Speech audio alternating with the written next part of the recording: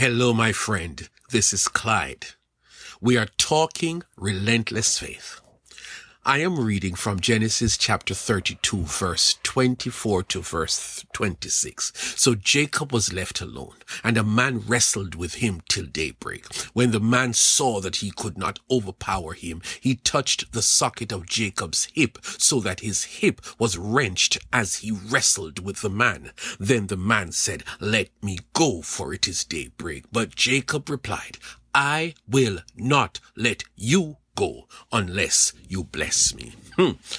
I come to you today with a serious message. In fact, even now I am in tears because the message is doing stuff to me that I cannot explain. It is a message that requires your full attention. You might have to listen to it more than once, but I'm inviting you to give it your utmost attention. Jacob was in trouble, real trouble. He was on his way back to his parents' home because God told him to do so. When he left home many years ago, he was running away from his brother Esau, the one whose birthright he had stolen. By the way, I should say that Jacob is not any saint. Jacob is not like you. Is like you and me. Yes, that is what I said. Jacob did some wrong things in his life, some egregious things, some things that he would be ashamed if people in the community knew of. You know yourself that you are no saint either, that you have a track record of some things you are ashamed to admit. So I'm talking about someone just like you and me. Here is the trouble. Jacob got word that his brother Esau was heading in the direction towards him with 400 men. This has been many years in the making, and the only reason Esau could be coming with such a large contingent is to get even with Jacob. Jacob did what you and I would do when we are in trouble. Jacob prayed an honest prayer. Then Jacob prayed, "O God of my father Abraham, God of my father Isaac, Lord, you who said to me, 'Go back to your country and your relatives, and I will make you prosper.' I am unworthy of all the kindness and faithfulness you have shown your servant. I had only my staff when I crossed this Jordan, but now I have become two camps. Save me, I pray, from the hand of my brother Esau, for I am afraid he will come and attack me, and also the mothers with their children. But you have said, I will surely make you prosper, and I will make your descendants like the sand of the sea, which cannot be counted." Then he jumped into action. He secured his family and settled down in the night by himself, away from his family. Our text says that Jacob was left alone, and a man wrestled with him till daybreak. Sometimes in our problems, our big problems, or problems that might affect others, the truth is we find ourselves all alone and we are wrestling. People around you might express concern and solidarity, but at the end of the day, you are the one in trouble. It is your problem. That night, Jacob got in a wrestling bout with a man.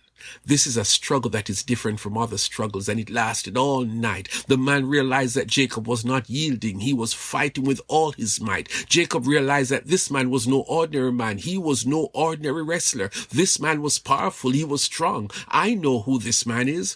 Something is about to give because we cannot go on wrestling forever. So the man struck first. The Bible says that when the man saw that he could not overpower Jacob, he touched the socket of Jacob's hip so that his hip was wrenched as he wrestled with the man. Then the man said, "Let me go, for it is daybreak." Jacob was relentless. So the man struck him where it hurts badly, but that strike was meant for Jacob to stop wrestling, to give in. Imagine he is injured. You would think that he would be so concerned with the injury that he would let go, right? Think again. Why, Jacob? Why? Jacob's response tells us something. "I will not let you go unless you bless me." Jacob was wrestling with God, The same God he had prayed to earlier in the night to save him from his brother and the 400 men who were coming with him. Let us talk about you, my friend. You are Jacob. What is it that you have been asking God to do for you? There is a big problem in your life that you have been struggling with, a problem that is more than you can handle, a problem that could possibly kill you. There is no one that can help you, and there is no way out. Come on, you know what I'm talking about. Your problem takes you to a place where you feel like you are all alone. This is where God comes in, and instead of yielding, you are fighting God. The fight is of such because you don't know that it is God, and you engage in that struggle with your thoughts, a struggle that you can't seem to let go of. And the more you struggle is the more you realize that this might be God. How do you know that it is God? In the midst of your struggles, something happens and it makes things get worse. Stop struggling, a voice says. But that is when your sight turns to relentless faith. That is when you are convinced beyond a shadow of a doubt that God has turned up. And so instead of just letting go, you turn to God. Your grip tightens like a vice. And through clenched teeth, you say to God, I will not let you go unless you answer my prayer. God, it is now or never. This dreaded meeting with Esau and the 400 men is just hours away. I cannot escape it. God, you are not leaving here until you bless me. That is some crazy talk.